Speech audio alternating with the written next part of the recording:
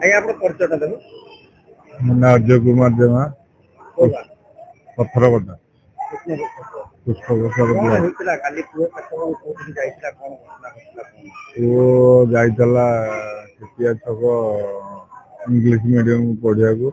ତାଙ୍କର ଦିଟା ଛୁଟି ହଉଥିଲା, 2:15 ଭିତରେ ରାସ୍ତାରେ ଆସୁଥିଲା, ସେଠି ବାଇକ ବାଡେଇଛି କି ପଡିଛି କି ଦେଖିନୁ ତ। ଆଉ ପୁଅ ତଳେ ପଡିକି ଫୁଟା ଫାଟିକି ମୁଣ୍ଡ ମାଡ ହେଇଛି। କେମିତି ପୋଲିସ କେମିତି ତାକୁ କରିଡର କରିକି ଆଣିଥିଲେ, କେତେଟା ଗାଡି କେତେବେଳେ ପହଞ୍ଚିଲେ?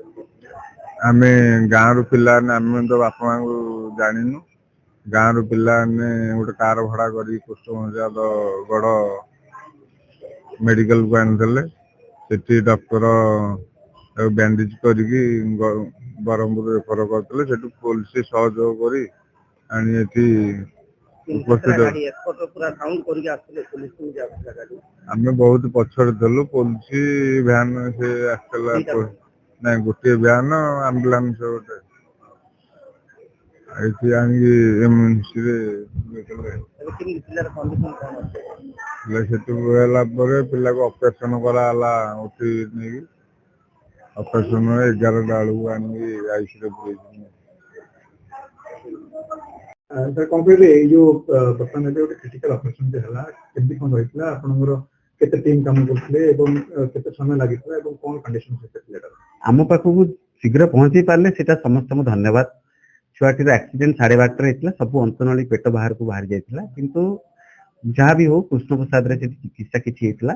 ତାପରେ ସେମାନେ ତାକୁ କିଛି ବି ରିସର୍ଚ କରିକି ଆମ ପାଖକୁ ଜଲ୍ଦି 4:30ରେ ପହଞ୍ଚିଲେ। 2 ଘଣ୍ଟା 2.5 ଘଣ୍ଟା ଭିତରେ ଆମେ ଅପରେଟ କରିଥିଲୁ। ବର୍ତ୍ତମାନ ପିଲାଟି ଷ୍ଟେବୁଲ ଅଛି, ତାର କିଛି ଅନ୍ତନଳୀ କାଟିକି ଯୋଡିବାକୁ ପଡିଲା ଏବଂ ସେ ଯୋଡିବା ଦ୍ୱାରା ବର୍ତ୍ତମାନ ବେଶୀ ସମୟ ହେଇଥିଲେ ସେ ଅନ୍ତନଳୀ ମରିଯାଇଥାନ୍ତା। ଛୁଆ ସେପ୍ଟିକ ସକ୍ ବା ଇନଫେକ୍ସନ ଆଉ ସକ୍ କୁ ପଳେଇଥାନ୍ତା।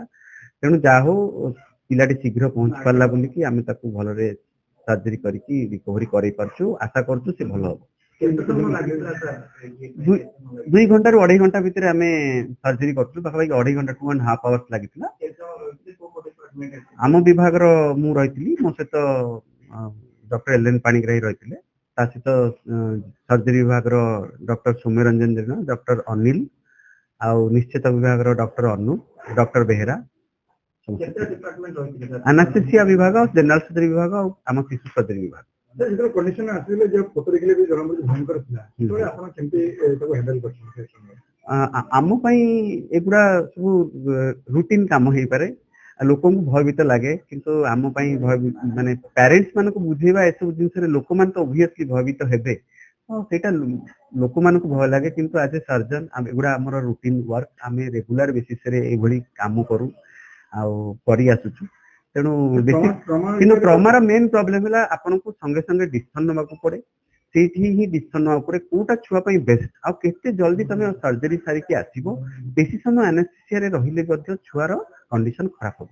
ତେଣୁ ଶୀଘ୍ର ଅପରେସନ କର, ଯୋଉଟା ଜରୁରୀ ସେଇଟା କର, ଆଉ ଯେତେ କମ ଟାଇମ ଭିତରେ କରିକି ଛୁଆକୁ ବାହାର କର। ବର୍ତ୍ତମାନ ଆଜି ତ ସକାଳେ ଛୁଆ କଥାବାର୍ତ୍ତା ଅଛି, ଭାଇଟାଲି ଷ୍ଟେବଲ ଅଛି, ଆଉ ଆଶା କରୁଛୁ ସେ ଠିକ ସେ ରିକଭରି କରିପାରିବ।